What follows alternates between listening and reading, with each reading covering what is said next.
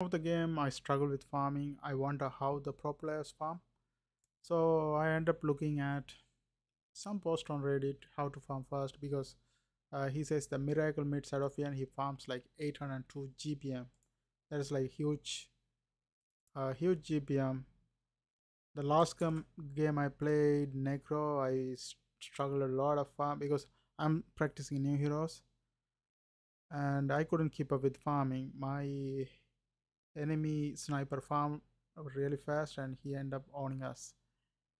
So I may show the game maybe, but let's look at this one. So here this guy advice seems like very helpful. Typically you show out the way first, you can farm the jungle and then get back to the lane before 0 mark so you can do it again. Your damage, mobility and region are all limiting factors in how fast you can farm. So this is a very good advice. I found it useful as well. Like usually what you do is you show out the lane until the river, because if you cross the river that's like you're risking yourself, that's not worth it. So show the river until the show the waves until the river, and then go back to farming the jungle, and the waves when the waves are pushed you come back again. That's what I do. And that was efficient when I play carry, but last game I played Necro. I was playing offline, but I was afraid to use the second skill because it will push the lane so fast. Then you are putting yourself in a risky position. My GPM was like 390. That's really low compared to, and the sniper is like 821 around us. So that's one of the reason I think. But my score was good. I tried not to die. I built items survivability. But the thing is, my farm isn't too fast now. If I farm fast, I can buy items to prevent myself from dying from sniper. I only died due to sniper's heavy damage. Okay, so this is something we can consider. I don't know if you hear I talk, like I just reduced the volume. So what did I say was like we ended up losing this game even though I got a good item. My score was good, like I got 10 kills, 5 deaths, 19 assists. Score was good, but my farming is like very low because farm I didn't use the second skill of fun because I was afraid it will push the wave. But I think I should constantly use that, push the wave, then farm the jungle creeps as well, as it mentioned over here. So I should do that. Maybe I just type how to farm fast in Dota 2, and let's read some 3 Reddit posts, and we can get some good ideas. So first, Reddit. Let's put Reddit here. So first, how to farm in Dota. I'm started playing core more often, but can't really get my head around farming. I always got behind on net worth than my other teammates. What's the best tip in Dota? I think it's when you are new to Dota. Don't worry, figure it out.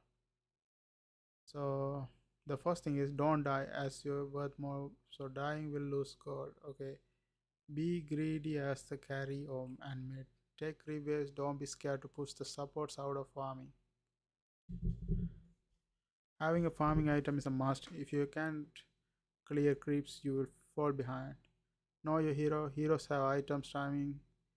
AM has a mentor 20 to 25 minutes. This is where a strong fight. Then not your 10 minutes battle fury. Push the lane.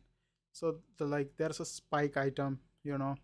If you target a strong item, for example, if you are playing Spectre, buying Radiance in 20 minutes change the game. If you are playing Witch Doctor, if you play Witch Doctor as a carry, buying Aghanim before 20 minutes is a good idea, very good.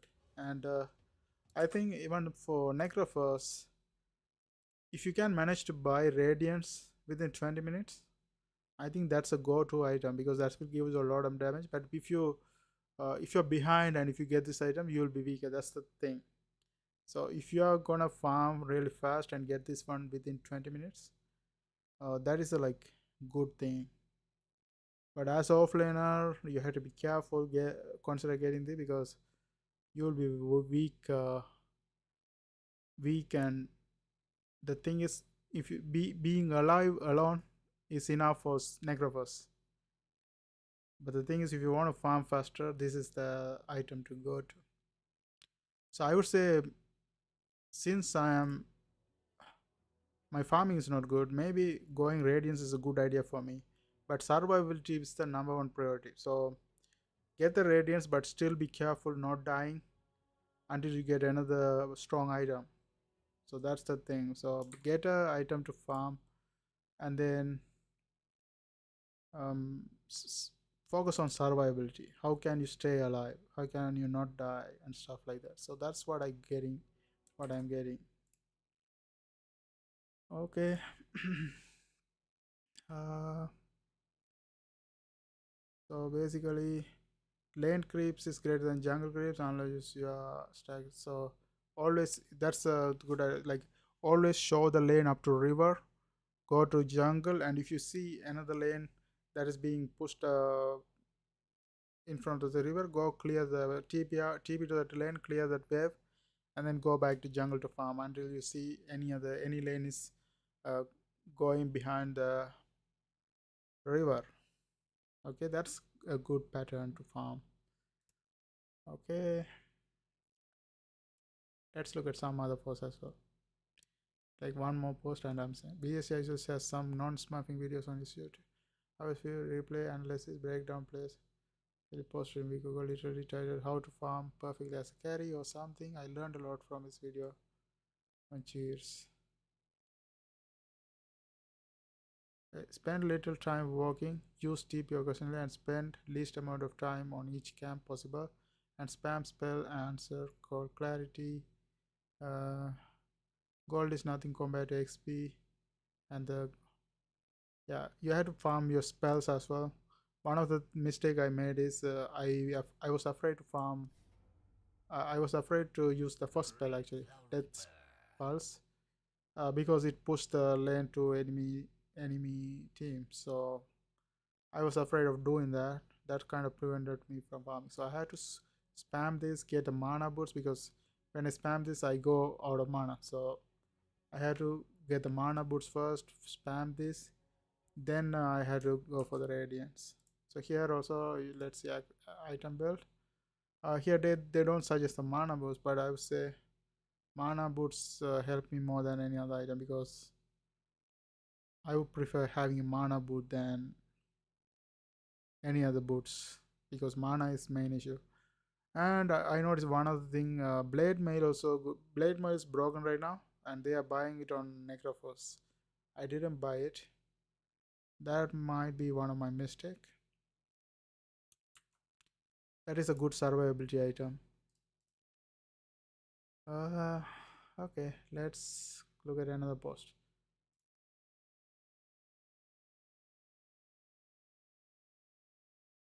Farming maps are supposed to be mine. Notice I'm playing to improve recognize farm that's in dangerous isn't actually dangerous. For example, even if a lane is pushed deep into the enemy territory, if you see enemy that threaten you in the other side of the map, then you less likely to die and might be actually be worth taking risk with one more. Okay, yeah, this is another thing. Like you can go beyond the like you push to the river, like as I say, push to the river, and if you see enemies, the teams, enemy heroes are showing in the opposite side of the map, you can push under the tower, because when you go to the tower, they are going to TP you for sure. So you have to push under the tower and get back. So push under the tower if the enemy teams are in the opposite side. If the enemy teams are like not visible, then push until the river and go back to jungle. So that's one of the thing.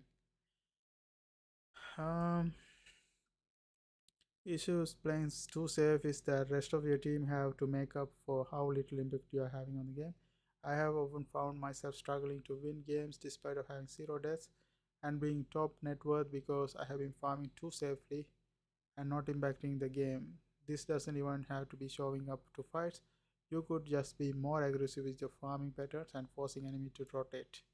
Yeah, so when you're pushing to the tower, they're going to TB. That's the kind of reaction you're getting. Like the more reaction you're making, if you're making your enemy team to react, that's a one good thing to win the game, because you're just controlling the game. Okay, and that is basically it. I hope you guys found this video helpful. Thanks for watching. Don't forget to subscribe my channel. See you guys on my next video.